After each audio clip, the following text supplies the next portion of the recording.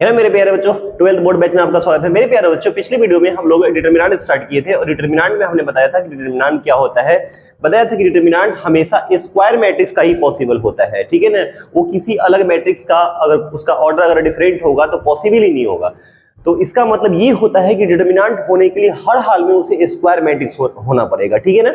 Matrix का क्या होता था, कोई फिक्स्ड वैल्यू नहीं होता था क्योंकि वो नंबर्स या एलिमेंट्स का अरेंजमेंट होता था, लेकिन बट डिटरमिनेंट का फिक्स्ड न्यूमेरिकल वैल्यू होगा। उसके बाद हम लोग माइनर देखे थे, फिर कोफैक्टर के बारे में देखे थे, ठीक है। और मेथड ऑफ सॉल्विंग डिटरमिनेंट्स हम लोग सीख रहे थे, ठीक है ना। जिसमें आगे लास्ट में साउंड नहीं है शायद, तो वहीं से हम लोग स्टार्ट करते हैं।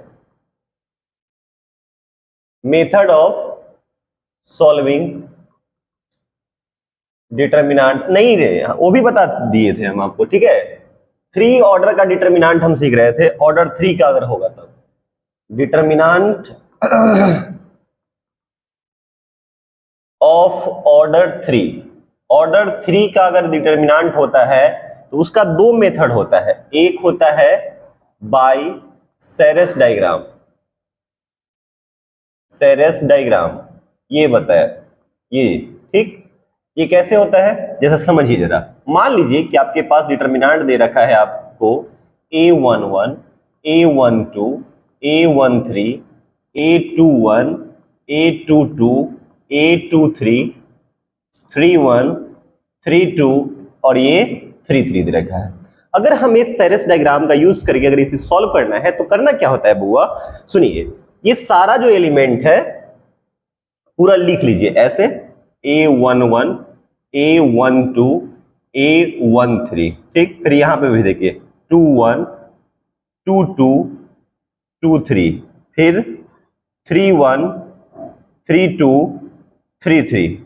अब ये जो दो कॉलम है, इस 2 कॉलम को कॉपी पेस्ट कर दीजिए फिर से, मतलब ये दोनों को आप फिर से लिख लो, ये दोनों कॉलम को फिर से लिख लीजिए। तो फिर से लिख लीजिएगा तो क्या क्या हो जाएगा जरा बताइए। A11, A12, फिर है A21, A22, A31, A32 है। बात समझ में आया। और लिखने के बाद कैसे मल्टीप्लाई किया जाता है, देखिए इधर ऐसे, इससे इसको करिएगा, इससे इसको करिएगा, इससे इसको करिएगा, इससे इसको करिएगा, ये ऐसे, ठीक। जब ऐसे करते हैं तब पॉजिटिव होता है, मतलब ये तीनों का मल्टीप्लाई प्लस ये तीनों का मल्टीप्लाई प्लस ये तीनों का मल्टीप्लाई, ठीक है। जब करोगे तो आप ऐसे लिखोगे, कैसे, A11 into A22 into A33, ठीक है, प्लस फिर ये तीनों का मल्टीप्लाई कर दीजिए, A12 into A23 into A31, ठीक, प्लस फिर ये तीनों का मल्टीप्लाई कर दीजिए, A13 into A21 into A32, हो जाएगा। ये मल्टीप्लाई प्लस ये मल्टीप्लाई प्लस ये मल्टीप्लाई कर दिए, ठीक है। अब क्या करना है आपको, पहले ये तीनों का कर लिए सेरेस डायग्राम में, अब ऐसे करिएगा, इससे इसको, ये ऐसे, ये ठीक, फिर ये हो जाएगा और ये हो जाएगा। जानते हैं सिर्फ ये और ये एलिमेंट बच जाएगा। और ऐसे तो तीनों माइनस होगा, ये भी माइनस, ये भी माइनस, ये भी माइनस, तो क्यों ना माइनस वाला कॉमन ही हम लेके रख ले, तो माइनस, ठीक, क्योंकि तीनों में माइनस आएगा। ये तीनों का मल्टीप्लाई कर दीजिएगा तो कितना हो जाएगा जरा बताइए, A31, A22, A13 प्लस, फिर से करिए इसको, A32, A23 और A11 प्लस ये वाला A33, A21, A12। तो इसी को कुछ ना कुछ वैल्यू आएगा, ये भी वैल्यू आएगा, इसमें से इसको माइनस कर दीजिएगा, यहां से आपको डिटरमिनेंट का वैल्यू आ जाएगा, ठीक। अब देखिए प्रॉब्लम क्या हो गया। प्रॉब्लम तो मान लीजिए कि छोटा छोटा नंबर है तो इजीली आप मल्टीप्लाई कर सकते हो, लेकिन यही अगर बड़ा बड़ा नंबर रहेगा तो उसे मल्टीप्लाई करना बड़ा टफ होगा, इसलिए ये मेथड ज्यादा सक्सेसफुल नहीं हुआ, ठीक है। तो दूसरा मेथड जो है, जो सबसे ज्यादा यूज करेंगे, जिसको हम लोग बोलते हैं by expanding method. Expanding method, ठीक। एक्सपेंडिंग मेथड क्या होता है बउआ, जैसे यही डिटर्मिनेंट है, तो जानते हैं इसमें 3 रो और 3 कॉलम होता है, तो आप 6 ढंग से एक्सप्लेन कर सकते हैं, आइदर रो 1, रो 2, रो 3 या C1, C2, C3। इसके वैल्यू में कोई परिवर्तन नहीं आएगा। मेरी बात समझ रहे हैं? किसी की अलोंग एक्सपेंड कर देंगे तो उसके वैल्यू में कोई परिवर्तन, और सबसे ज्यादा यूज ही ये होगा। ठीक है, जैसे मान लीजिए यही डिटर्मिनेंट था हमको, A11, A12, A13, A21, A22, A23, A31, 32, 33।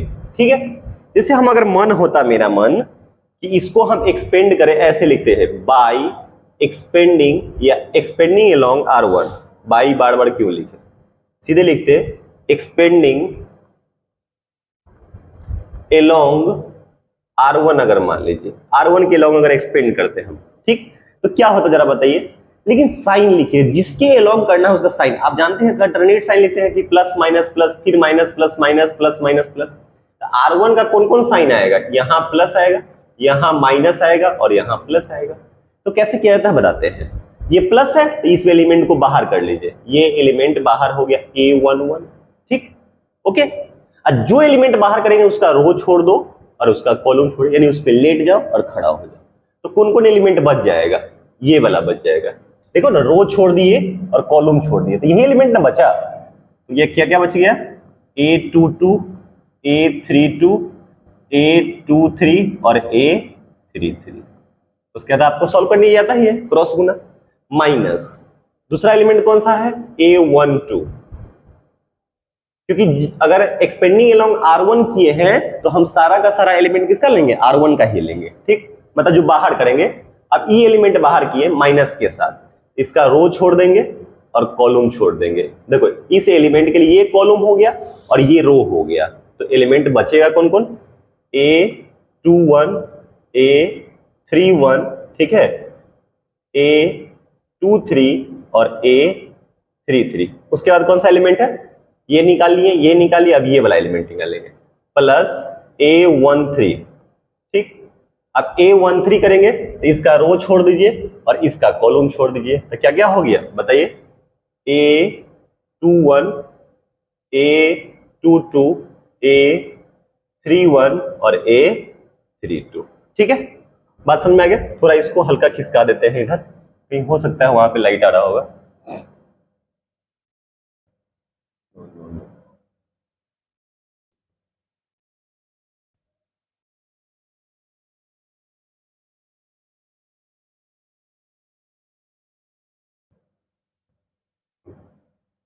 ठीक है, इसको, ये क्या है, R1 था। अब इसको सॉल्व करना तो आपको आता ही है, आप आराम से इसको सॉल्व कर सकते थे। कैसे करते जरा बताइए, कैसे, क्रॉस गुना, इसको तो आता है करना ना, A11 फिर ऐसे ऐसे माइनस ऐसे, ऐसे मल्टीप्लाई करते हैं, ऐसे माइनस ये माइनस ये, आराम से कर सकते हैं। ठीक है, जो भी आता, A22 into A33 minus A32 into A23। ठीक है, माइनस A12, A21, यहां पे 31 था और 33। ठीक है, ठीक है, इससे मल्टीप्लाई करते हैं, 33 माइनस A31, A23। ठीक है, फिर प्लस A13, अब इससे करिए A21, A21 into A32 minus A31 into A22। ऐसे अभी तो लिखने में ऐसा लग रहा है ना, क्योंकि ये अननोन है, अभी कोई ना कोई न्यूमेरिकल वैल्यू आएगा। तो बात समझ में आ गया, एक्सपेंडिंग मेथड क्या होता है और सेरेस डायग्राम क्या होता है। एक्सपेंडिंग अलोंग R2 भी करते तो बस खाली फर्क हो जाता साइन का, माइनस प्लस माइनस के साथ करते। अगर एक्सपेंडिंग अलोंग R3 करते तो प्लस माइनस प्लस के साथ आता। C1 करते, जिसके अलोंग करेंगे उसका साइन आ जाएगा। बात समझ में आ रही है पक्का, ठीक है, आ रहा है ना समझ में, नहीं अभी नहीं करना, ठीक है, ओके। चलिए तो एक काम करते हैं, इसको थोड़ा मिटाते हैं, पहले इसको स्क्रीनशॉट ले लीजिए, मैं मिटा देता हूं।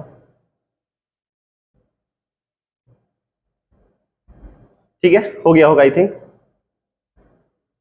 तो देखिए इधर, इसी को मान लीजिएगा अगर एक्सपेंडिंग अलोंग C1 करते, ये मैं मिटा रहा हूं, ठीक है।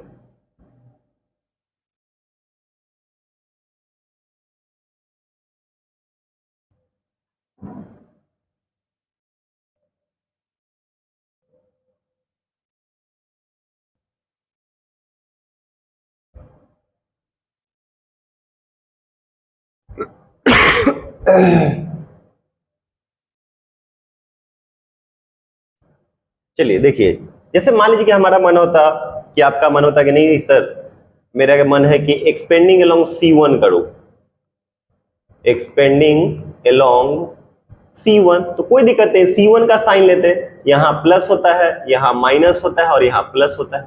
तो पहला एलिमेंट कौन सा बाहर करते, देखो पहला एलिमेंट बाहर करते A11, उसका रो छोड़ते कॉलम छोड़ते, तो क्या क्या हो जाता है जरा बताइए, A22, A23, A32 और A33, ठीक। उसके बाद कौन सा है 21 है, तो माइनस A21, ठीक। रो छोड़ते कॉलम छोड़ते, तो कौन कौन एलिमेंट आ जाएगा, A12,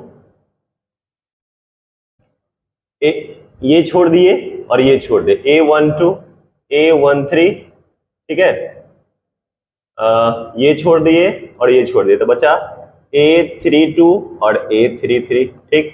उसके बाद एलिमेंट ले लेते हैं A31, मतलब कॉलम अगर एक्सपेंडिंग अलोंग C1 लिखते हैं तो C1 का ही एलिमेंट से बाहर करके तब उसको एक्सपेंड करेंगे, ठीक है। 31, रो छोड़ दो कॉलम छोड़ दो, तो क्या हो जाएगा जरा बताइए, A12, A13, फिर हो जाएगा A22 और A33। तो आई होप, मेरे को लगता है कि आप समझ गए होंगे कि एक्सपेंडिंग मेथड होता क्या है, ठीक है। इजिली हम इस पे एक क्वेश्चन करके दिखाते हैं, दोनों मेथड से, सेरेस डायग्राम से भी दिखाते हैं और एक्सपेंड करके देखिएगा, उसके आंसर में कोई प्रभाव नहीं पड़े। एक्सपेंडिंग मेथड ध्यान रखिएगा, जितना रो और जितना कॉलम होगा उतना तरह से आप उसको एक्सपेंड कर सकते हैं। जैसे यहाँ पे 3/3 था, तो 3 रो के भी अलोंग कर सकते थे, 3 कॉलम के भी अलोंग करिएगा, वैल्यू में कोई परिवर्तन नहीं आएगा। तो पहले इसको नोट कर लीजिए, ठीक है। हम इस पे एक एग्जांपल देते हैं आपको, ओके। चले,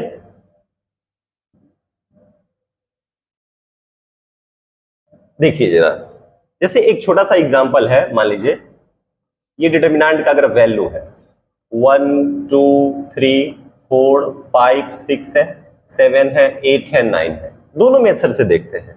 पहला मेथड क्या बताया है, by Sarrus diagram, by Sarrus diagram, इससे देखते हैं, ठीक है। तो सेरेस डायग्राम से क्या बताया था, जरा क्या बताइए, ये पूरा का पूरा लिखिए पहले, 1 2 3 4 5 6 7 8 9, क्या बोले थे, 2 कॉलम कॉपी पेस्ट है, 1 2 4 5 7 8।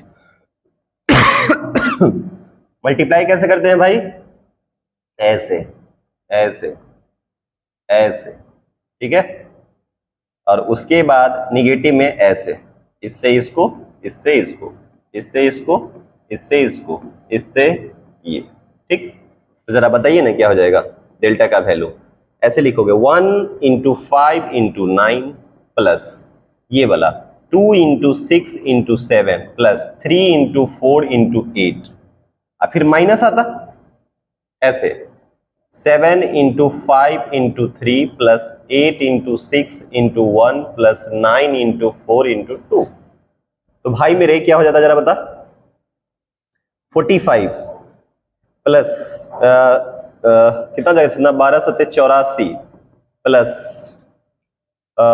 96 माइनस कितना हो जाएगा 15 105 प्लस 48 प्लस 72, कितना हो जाएगा 6 4 10 5 15 और 9 8 17 4 21 1 22, यानी कि 225, शायद ये 225 ही हो जाएगा, 225 माइनस और 8 2 10 10 5 5 7 4 11 10 21 4 25, ये भी 225, और इसका वैल्यू कितना आ जाएगा, 0 आ जाएगा।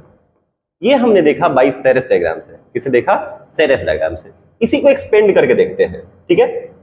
अगर हम करते M2, दूसरा क्या करते एक्सपेंडिंग मेथड, तो 1 2 3 था, 4 5 6 7 8 9, अगर मेरा मन होता है कि एक्सपेंड करे और एक्सपेंडिंग अलोंग अगर R1 करते प्लस माइनस प्लस होता है, तो यहां पे अगर हम लिखते हैं एक्सपेंडिंग अलोंग R1, ठीक है बुआ, एक्सपेंडिंग अलोंग R1 करेंगे तो 1 को बाहर करेंगे, रो छोड़ेंगे कॉलम छोड़ेंगे, तो हो जाएगा 5 6 8 9, ठीक।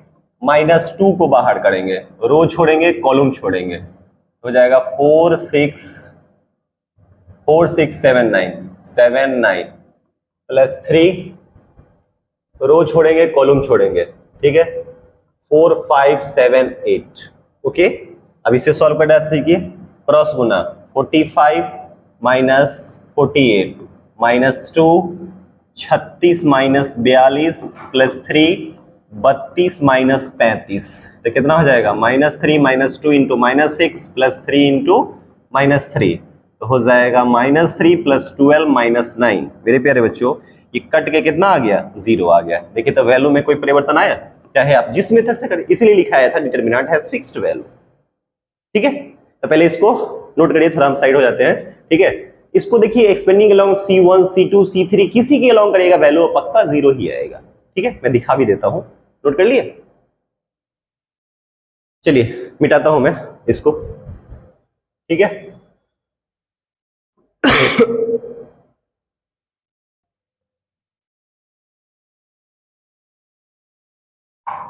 अगर आप इसे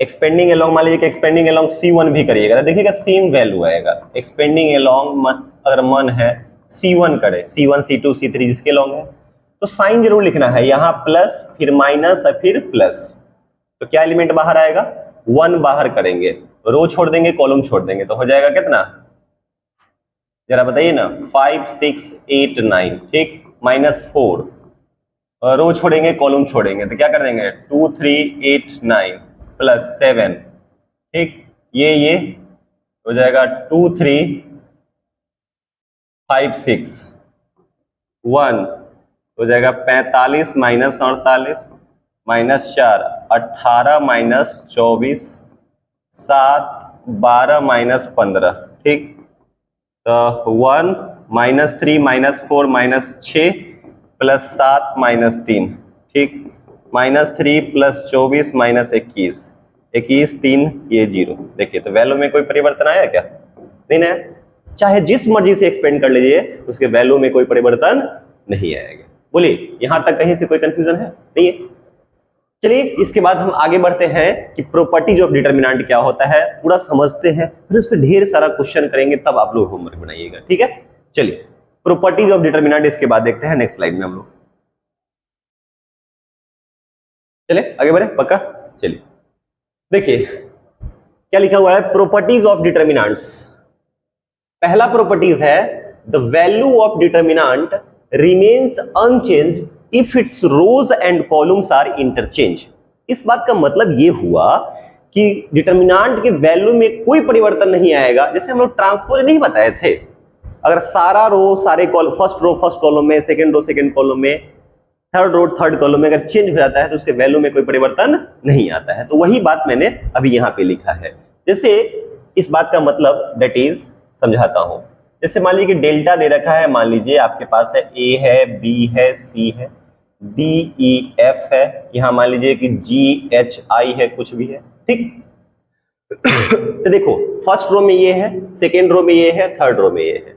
मान लीजिए कि अगर हम मान लेते हैं कि लेट डेल्टा डैश मान लेते हैं, और इसको क्या करते हैं समझ रहे, एक तरह से ट्रांसपोज निकाल देते हैं, यानी कि फर्स्ट रो को फर्स्ट कॉलम में लिख लीजिए, सेकेंड रो को सेकेंड कॉलम में लिख लीजिए, थर्ड रो को थर्ड कॉलम में लिख लीजिए, तो उसके वैल्यू में कोई परिवर्तन नहीं है। अगर मान लीजिए इसका 5 आया आंसर, इसका भी क्या आएगा 5 है, तो कह सकते हैं कि डेल्टा बराबर, यानी कि डिटरमिनेंट दोनों क्या हो जाएगा, बराबर हो जाएगा, दोनों का वैल्यू क्या हो जाएगा, बराबर हो जाएगा, ठीक है। चलिए पहला प्रॉपर्टी समझ में आ गया, the value of determinant remains unchange if its rows and columns are interchange. यही ना क्या, the value of determinant remains unchange if its rows and columns are interchange. चलिए सेकंड प्रॉपर्टी देखिए, if two rows or columns of a determinants, if two rows or columns of a determinants are interchanged, then the determinant retains its absolute value but its sign is changed। इस बात का मतलब समझिए, यहां क्या किए हैं, सारे रो को सारे कॉलम में कन्वर्ट कर लिया, यानी कि पूरा का पूरा ट्रांसपोज करें। अगर जैसे ये 3/3 है, कोई दो रो या दो कॉलम को अगर आपस में करेंगे इंटरचेंज, दो पूरा नहीं, तो वैल्यू तो सेम आएगा बट खाली साइन चेंज हो जाएगा। एब्सोल्यूट वैल्यू सेम होगा, सिर्फ क्या होगा, साइन चेंज हो जाएगा। जैसे मान लीजिए अगर ऐसे किए हैं, मान लीजिए कि R1 और R2 अगर आपस में चेंज करिए, यानी कि R1 की जगह पे R2 चले गए, R2 की जगह पे अगर R1 आ जाता है, अगर ऐसा होता है, कोई दो रो या दो कॉलम अगर आपस में इंटरचेंज करता है, वैल्यू तो सेम होगा, बस साइन चेंज होगा। वही लिखा हुआ है, इफ टू रोज और columns of a determinants are interchange then the determinants retains its absolute value but its sign is changed. जैसे मैं बताता हूं आपको, नेक्स्ट स्लाइड में चले, पहले इसके स्क्रीनशॉट ले लीजिए, ठीक है, बढ़िया आ गया। जैसे देखिए, मैं एग्जांपल लेके दिखाता हूं आपको। जैसे मान लीजिए आपको दे रखा है यही ऐसे, ये ऊपर दिख रहा है ना, A B C D E F G H I, ठीक, ऐसे दे रखा है। थोड़ा हम इसे थोड़ा नीचे कर लेते हैं हल्का, ना तो नहीं होगा, थोड़ा सा और आ जाए भाई। चलिए, हो गया। हम मान लीजिए कि R1 की जगह पे R2 को ले आते हैं, R2 की जगह पे R1, मतलब ऐसा ऑपरेशन लगा देते हैं। ऑपरेशन लगाते हैं कि R1 और R2 आपस में इंटरचेंज हो जा रहा है, ठीक है, कोई भी दो रो या दो कॉलम। तो देखिए यहां प्लस के साथ है, तो बस डिटरमिनेंट में पता है क्या लग जाएगा, सिर्फ माइनस लग जाएगा। सिर्फ क्या लग जाएगा, तो E एज इट इज रह जाएगा। बस जो सेकेंड रो है R2 R1 की जगह पे चलाएगा और R1 R2। डबल इंप्लाई का मतलब होता है ना कि मैं तुम्हारी जगह पे चलाऊंगा और तुम मेरी जगह पे चले जाओ। तो ये हो गया D E F और ये क्या हो गया A B C हो गया, ठीक है, ओके। चलिए अगला प्रॉपर्टी देखते हैं, तीसरा नंबर कहता है कि इफ एनी टू रोज और columns of a determinants are identical then its value is zero. कभी भी बउआ डिटरमिनेंट का दो रो या दो कॉलम अगर आइडेंटिकल होगा, सेम होगा, तो उसे सॉल्व करने की जरूरत नहीं, उसकी डायरेक्ट वैल्यू क्या होगी, जीरो हो जाएगी। क्या हो जाएगा, उसका डायरेक्ट वैल्यू जीरो हो जाएगा। दैट इज, अर्थात जैसे मान लो ऐसा है A B C, मान लो कि ये P Q R और यहाँ पे है A B C, तो देखो ना इसका डायरेक्ट वैल्यू क्या होगा, जीरो। क्यों जीरो होगा, क्योंकि यहाँ पे ये दोनों क्या है, आइडेंटिकल हो गया। लिख देंगे सिंस R1 बराबर R3, मतलब रो 1 और रो 3 क्या है, सेम है। अब चलिए चौथा प्रॉपर्टी देखते हैं। लिखा हुआ है कि if each element of a row और column of a determinants is multiplied by a constant k, then the value of the determinant is k times the value of the original determinant। मेरी बात समझिए, ये क्या बोल रहा है, कहता ये है, इसको थोड़ा दूसरे ढंग से मैं समझाता हूं। जैसे मैट्रिक्स में याद करिए, किसी कांस्टेंट से अगर मल्टीप्लाई करते थे, किसी कांस्टेंट से मल्टीप्लाई करते थे तो देखते हैं सारे एलिमेंट में मल्टीप्लाई हो जाता था। डिटरमिनेंट में ऐसा कुछ नहीं होगा, किसी एक खास रो या किसी एक खास कॉलम में मल्टीप्लाई रहेगा, किसी एक खास रो या किसी एक खास कॉलम में रहेगा, ठीक है। मैं इसको थोड़ा सा एक्सप्लेन करता हूं नेक्स्ट स्लाइड में आकर के। पहले इसको स्क्रीनशॉट ले लीजिए, ये प्रॉपर्टीज क्या है, ठीक है, रो आगे। देखिए इस बात का मतलब थोड़ा हम समझाते हैं, इस सब को थोड़ा सा नीचे ले आते हैं।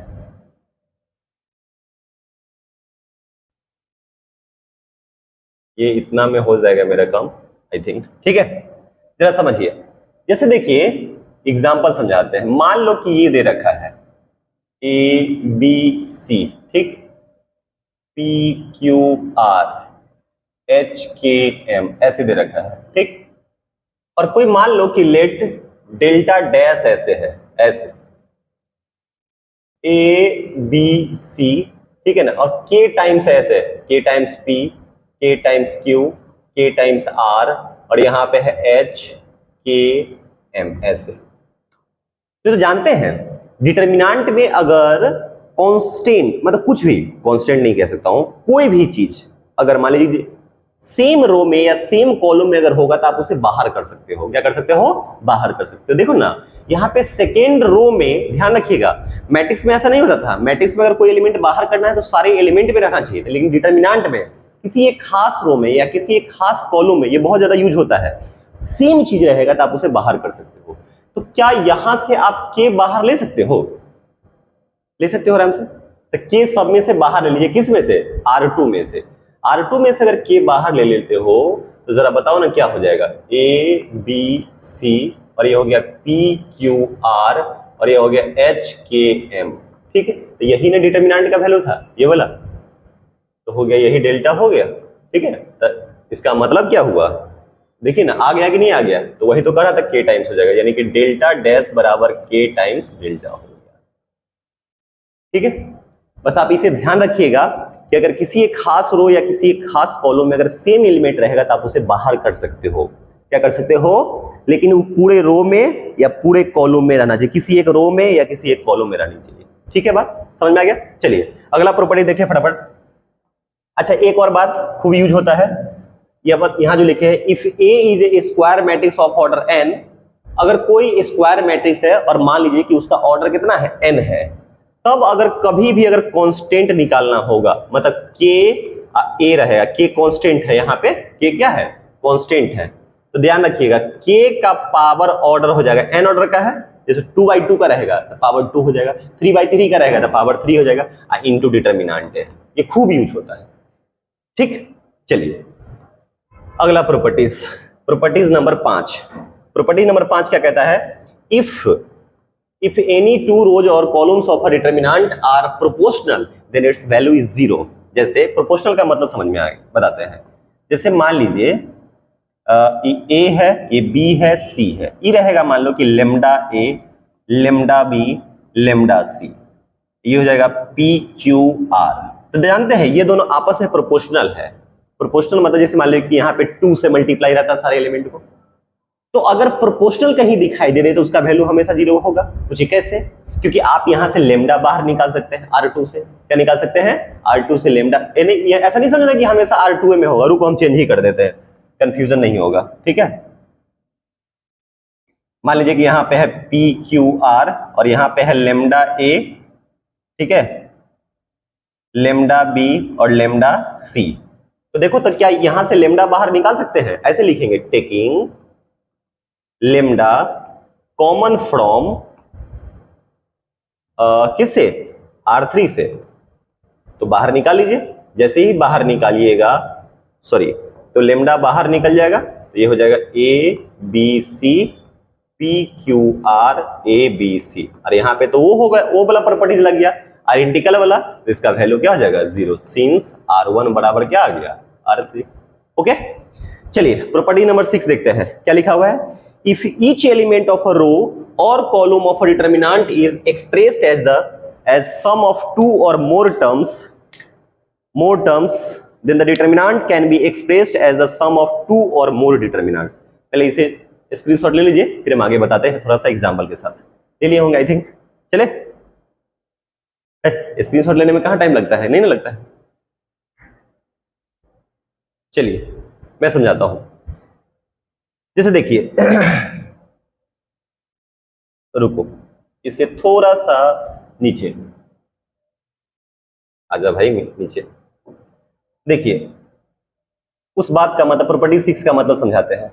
जैसे मान लीजिए आपको ऐसा दे रखा है a प्लस मान लो कि अल्फा ही मान लो, ठीक है, a1 plus alpha, b1 plus beta, c1 plus gamma, और यहां दे रखा है a2 b2 c2 a3 b3 c3 दे रखा है। ठीक, तो देखो ना, यहां तो सिंगल सिंगल है, वहां 2 के साथ है, तो एक डिटरमिनेंट को आप दो में ब्रेक भी कर सकते हो। कैसे, जैसे इसको आप लिख सकते हो डिटरमिनेंट प्लस एक और डिटरमिनेंट। ठीक, तो जानते हैं ये वाला में कोई चेंज नहीं करते हैं, यहां भी a2 b2 c2 a3 b3 c3, यहां भी लिखो a2 b2 c2, यहां हो गया a3 b3 c3। तो भाई चेंज कहां होता है, तो चेंज होता है, सुनिए, इस जो फर्स्ट रो का जो प्लस में लिखा है, इसका सारा का फर्स्ट एलिमेंट पहला वाला में लिख दो a1, यहां b1 और यहां c1, और जो सेकेंड वाला है इसमें लिख दो alpha beta gamma, alpha beta और गामा। अब इसे सॉल्व कर लीजिए, इसे सॉल्व करिए, दोनों को जोड़ लीजिएगा, वही वैल्यू आएगा जो इसका वैल्यू हो जाएगा। Clear, and now I think last property है, देखिए, इफ टू एनी रो और columns of a determinant a multiply of another row or column of a determinant then the value of the determinant remains the same. इस बात का मतलब समझाते हैं, ठीक है। जैसे मान लीजिए कि आपको दे रखा है, एक डिटर्मिनेंट ले लिए हम a1 b1 c1, ठीक, a2 b2 c2 a3 b3 c3, ठीक। और यहां पे हम ऑपरेशन ऐसा लिख दे कि r1 चेंज कर रहे हैं, r1 plus k times r3, मान लीजिए क्या कर रहे हैं, इसमें कांस्टेंट k से गुना कर रहे हैं और ये दोनों को जोड़ रहे हैं। और चेंज कौन कर रहे हैं, r1 को चेंज कर रहे हैं। किसको चेंज कर रहे हैं, r1 को। तो जरा बताइए ना क्या हो जाएगा। यहां ऐसा हो जाएगा a1 plus k times of a3, b1 plus k times of b3, c1 plus k times of c3, ठीक। और यहां हो जाएगा a2 b2 और क्या है c2, और ये as it is a3 b3 और क्या हो गया c3, ओके। अब इस डिटर्मिनेंट को हम दो पार्ट में एक्सप्रेस कर सकते हैं, आराम से कर सकते हैं कि नहीं कर सकते हैं, ठीक। रुकिए पहले इसको ले लीजिए, नहीं हम ऊपर कर सकते हैं क्या, देखो इस चीज को हम थोड़ा सा ऊपर लेके चलेते हैं, इसको हम दो पार्ट में तोड़ देते हैं, ठीक है। इसी चीज को देखो ऊपर है ये, नहीं तो एक काम करिए, इसको लिखिए तो हम ऊपर स्लाइड को कर लेते हैं, स्लाइड को सबसे अच्छा ऊपर कर लेते हैं, क्या कर लिए, स्क्रीनशॉट ले लीजिए फटाक जल्दी से। इस स्लाइड को हम आगे बढ़ाते हैं, ठीक है, थोड़ा सा ऊपर करते हैं, थोड़ा सा। तो देखो ना, इसको आप दो पार्ट में तोड़ दीजिए, ये प्लस ये, ठीक। तो देखिए यहां क्या हो जाएगा, ये तो हम बोले एज इट इज रह जाएगा, कोई परिवर्तन नहीं होगा, a2 b2 c2, यहां हो जाएगा a3 b3 c3, यहां भी हो जाएगा a2 b2 c2 a3 b3 c3। तो भैया चेंज क्या होगा, तो चेंज देखिए यहां पे, इसको आप दो पार्ट में तोड़ सकते हैं। पहला एलिमेंट इसको दे दिए a1, इसमें b1, इसमें c1, यहां पे बताइए। अब यहां पे सेकेंड एलिमेंट क्या है, k a3 k b3 और k c3 हो गया, कोई दिक्कत नहीं ना। चले थोड़ा सा और हल्का सा ऊपर करते हैं इसको, तो देखिए यहां पे हो गया, ये हो गया a1 b1 c1 और a2 b2 c2 a3 b3 c3, अब प्लस यहां से k बाहर कर सकते हैं आराम से, k बाहर कर लेंगे तो a3 b3 c3, ठीक है, a2 b2 c2 a3 b3 और c3। भाई मेरे इसका वैल्यू तो 0 हो गया, ये वैल्यू क्या हो गया 0, तो सिर्फ यही ना बचा जो ओरिजिनल डिटर्मिनेंट था, यही बचा कि नहीं बचा, a1 b1 c1 a2 b2 c2 a3 b3 c3। यानी कि अगर मान लीजिए कि ऑपरेशन करने के बाद अगर इसको डेल्टा डैश मानते हैं तो ये क्या आया, ये डेल्टा के बराबर ही तो आया, डेल्टा डैश किसके बराबर आया, डेल्टा के बराबर ही तो आया, डेल्टा डैश बराबर डेल्टा। तो वही बात तो ये बोल रहा था, वही बात नहीं बोल रहा था, थोड़ा सा हम छोटा कर देते हैं इसको, नहीं होता है तो देखिए, तो यही बात बोल रहा था कि नहीं बोल रहा था कि इफ टू एनी रो और कॉलम ऑफ अ डिटरमिनेंट अब मल्टीप्लाई ऑफ अनदर रो, किसी अलग रो के साथ another row or column is added, the value of the determinant remains the same, उसके वैल्यू में कोई परिवर्तन नहीं होगा। तो यही है प्रॉपर्टीज नंबर 7वां, ठीक है, ओके। चलिए पहले इसको स्क्रीनशॉट ले लीजिए, चलिए कर लिए होंगे आई थिंक। एक और प्रॉपर्टीज है 8वां, चलिए खत्म ही करते हैं इसको।